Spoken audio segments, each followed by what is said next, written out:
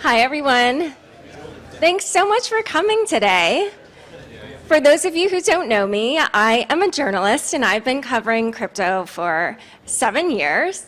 And I actually started a podcast, I think it'll be 6 years ago next week. So for those of you who don't know, thanks. My podcast is called Unchained. I actually just ran here from recording 2 episodes for you. They're both very interesting, very cool. One is all about Terra. I'm sure you guys can't wait to hear about this, about the legal and regulatory fallout from that. There's another one with CFTC Commissioner Caroline Pham. So stay tuned for those. But the reason that I am here is actually to talk about something that some of you may have heard about. I came out with a book in February called The Cryptopians, and the big revelation that my sources and I were able to make the day that my book was published was that we believe we discovered who the DAO attacker was back in 2016, actually right around the time I launched my podcast. So yeah, the 6-year anniversary of that will also be next week. And I will now just tell you the story of how it is that my sources and I figured this out. And for those of you who maybe are newer to crypto, maybe aren't as familiar with what was happening at that time, I will explain to you also why the DAO was such a big deal, why it really became Ethereum's only existential crisis up until this point, and why still today it has ramifications for the space. And for those of you who were following the collapse of Terra last month, there were a lot of comparisons to the DAO because probably there are only 2 other incidents in crypto history that sort of reached that level, the first being the hack of Mt. Gox, and then the second one being the attack on the DAO resulting in the Ethereum hard fork. So I will just start by painting a picture. Back in the spring of 2016, crypto was not like it is today. Ethereum had just launched the summer before, and Ethereum now, we know it as something that's given rise to initial coin offerings and to NFTs and to DeFi and now DAOs, or decentralized autonomous organizations. But in the spring of 2016, it was still a fledgling network. There was really almost no activity on it. Finally, I think the price had started to rise a little bit just around the time that this DAO got started. And what had happened was that there was a group of developers who had this idea for what they called the universal sharing network that would be on Ethereum. And the way it would work was that there would be a device, and you could unlock the device with an Ethereum transaction. So they felt that this would enable kind of, things like a decentralized Airbnb or a decentralized Uber. And they thought, what would be cooler than just getting VC funding for our idea is to have a DAO fund it. And so they said, before we even launch our real idea, which is Slockit, that was the device, they were going to form a DAO that would act as this kind of like decentralized venture fund where people would send Ether into the DAO and they would get back DAO tokens, and then the DAO tokens would be sort of the way that they would vote on proposals. And so let's say, in this case, Slockit would make a proposal saying we want to do these locks, and then the DAO would vote on whether or not to fund them, just like VCs, look at pitches and decide whether or not to invest in them. And so this was really actually the first thing on Ethereum that got interest. And it not only got interest, but it actually went on to become the #1 biggest crowdfunded project in history, even when you're looking at normal crowdfunding projects that were raising money in dollars. So this was kind of amazing, and it just goes to show you kind of how much excitement there was around the DAO. And in fact, there was so much excitement around the DAO that it actually ended up garnering 15% of all ETH at that time. And lo and behold, within a few short weeks, it gets hacked. And this hacker now has 31% of all the ETH that was in the DAO, which means that they have roughly 5% of all Ethereum. As you can imagine, to have a malicious actor who has that amount of ETH, that's something that is basically a crisis for this ecosystem, especially, they were planning to move to proof of stake.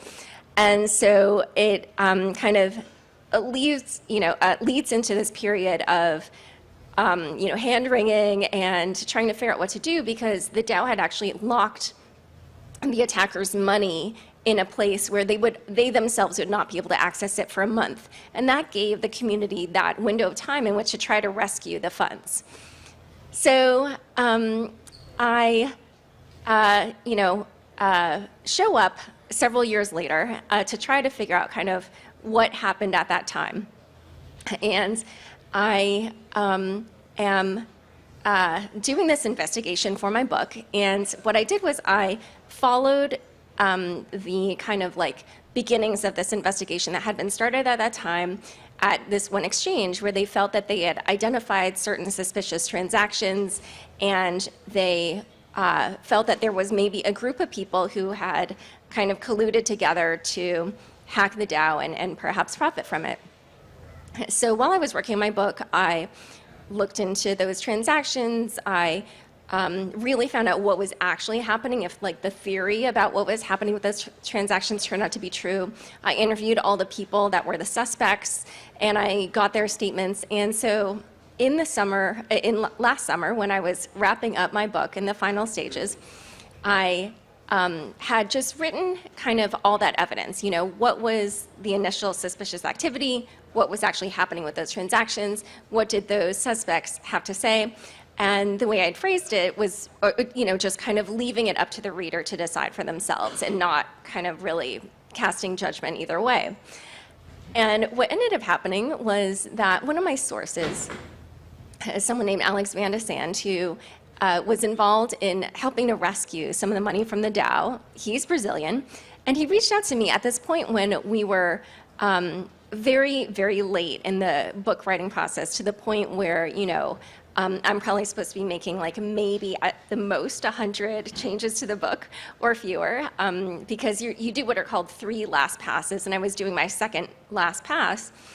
And he said, hey, Laura, the Brazilian federal police opened an investigation into the DAO 5 years ago.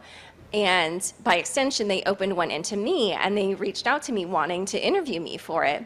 And his idea was to commission a report that would exonerate himself. But, these reports are expensive, so he was trying to think of who else might use this information, and he thought of me. So he got a discount for the report in exchange for me crediting this company, Coin Firm. So we were going over these transactions. And what we were looking at was how the DAO attacker was cashing out the, by this point, what was Ethereum Classic that they had. So just to fill in, after this period when, excuse me, the hacker had obtained the money, the Ethereum community did, I'm recovering from COVID. I'm negative now. Don't worry, you're not going to catch it from me. But I have a residual cough, so excuse me.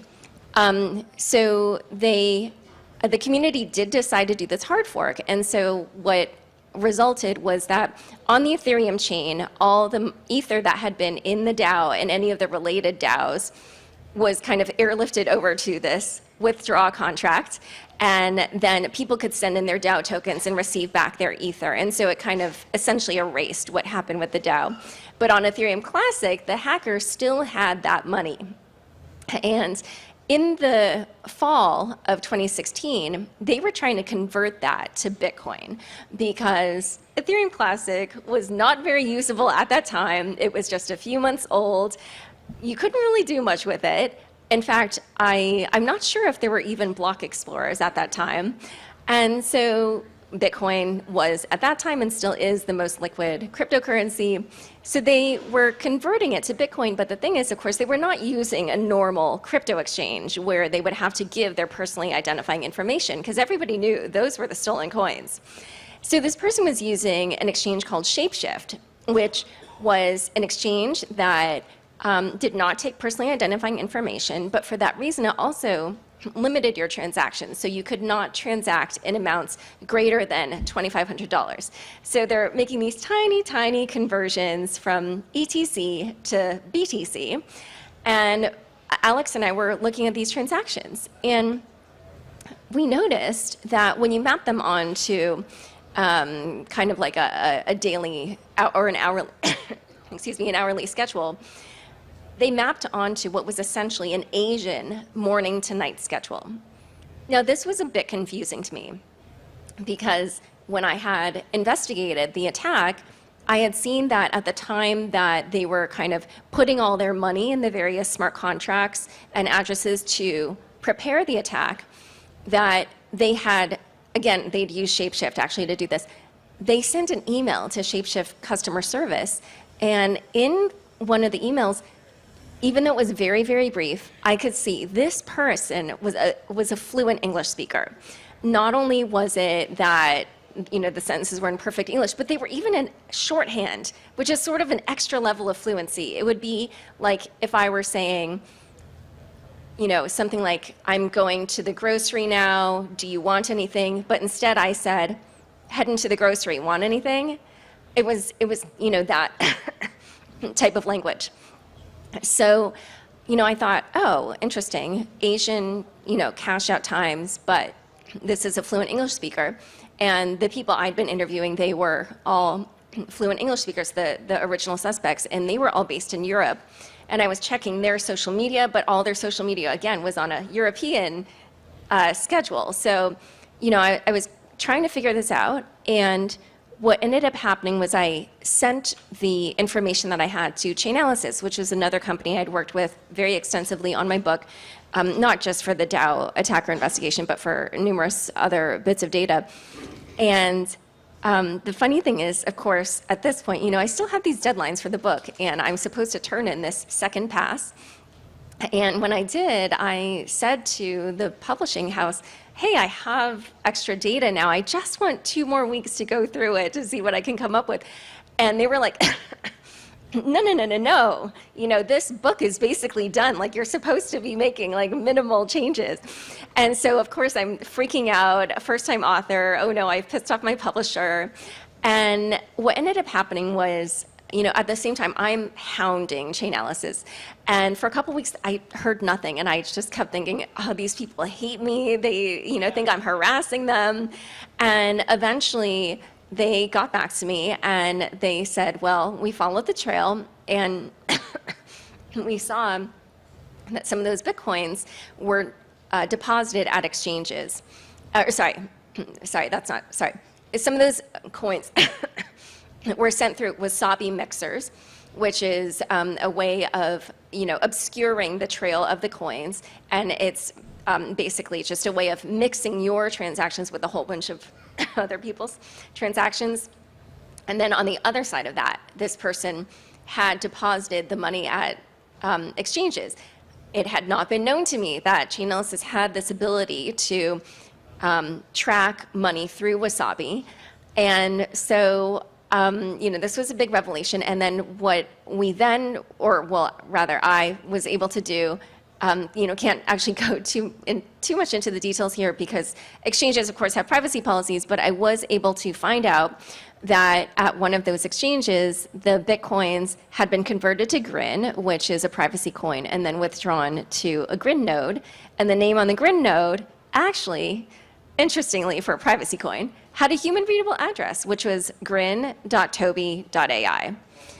And so for those of you who may have read my Forbes article, you may know that this is the alias that the attacker used everywhere on Reddit, on Twitter, on Medium, on GitHub, you name it. I think I counted like 16 of these. What we didn't know, until later, we didn't recognize this immediately, but we did also see that that same IP address that was hosting the Grin node was also hosting Bitcoin Lightning nodes, and one of those Bitcoin Lightning nodes was named 10x, and this person with this handle, Toby AI, is someone named Toby Honish. He is the co-founder of 10x, which was a company that held an ICO in 2017. And so obviously wasn't looking too good for Toby. However, you could never be sure, because what if the hacker had simply given this money to this person or whatever? So I went back and I looked at what it was that Toby was doing at the time of the DAO, and he was incredibly into DAO, very, very active in the forums. He identified flaws in the DAO. He reached out to the creators, telling them about these flaws, and they recognized that there were flaws, but they felt that they weren't urgent. And so when he probably, I guess, felt somewhat dismissed, he then took to writing these blog posts about the flaws. And some of the blog posts, had like all caps and multiple exclamation points, like, saying, basically, your funds are not safe, withdraw your funds from the DAO. And, he was right in the sense that actually the flaws that he identified are what essentially forced Ethereum to hard fork eventually after the hack. The last bits of this were that after the hack, he was tweeting things that were kind of pro letting the hacker keep their coins, anti doing the hard fork. And on top of that, he is a fluent English speaker, and he's based in Singapore. So I felt very confident, about naming this person. I have to say, for the process for the book, I did very extensive fact checking, and I reached out to Toby first to get an interview, if possible, was not able to get one, and so then I sent him the fact checking in a Google Doc, and when I sent it, it was something like 2 a.m. in New York.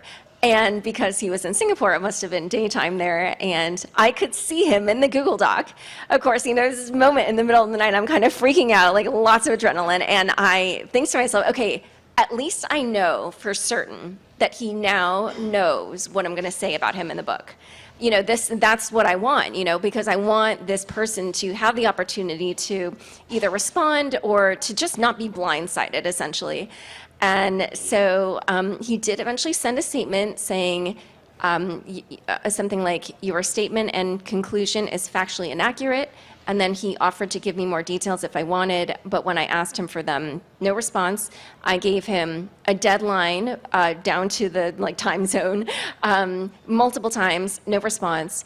And then, because of the way book publishing is, my publishers wanted me to essentially use the same number of words I had used to write the original portion on wrapping up the DAO attack investigation, and I had to insert kind of the same number of words in, roughly, not like literally the same number of words, but in the same ballpark, because they were saying things like, oh, if you increase the number of pages of the book, then that can affect things like the size of the jacket cover.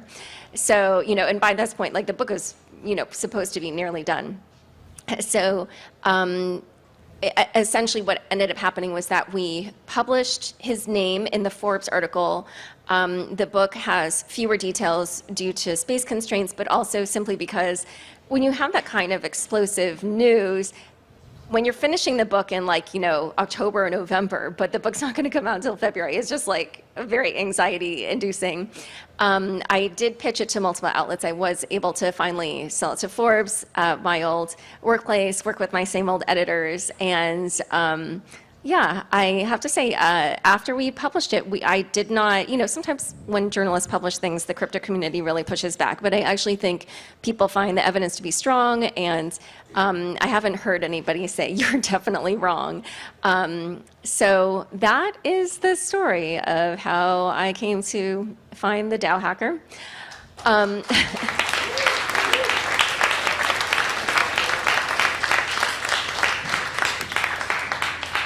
Thank you. And one other thing that's so funny about this, by the way, is that the Brazilian federal police actually just canceled their interview with Alex. They never even interviewed him.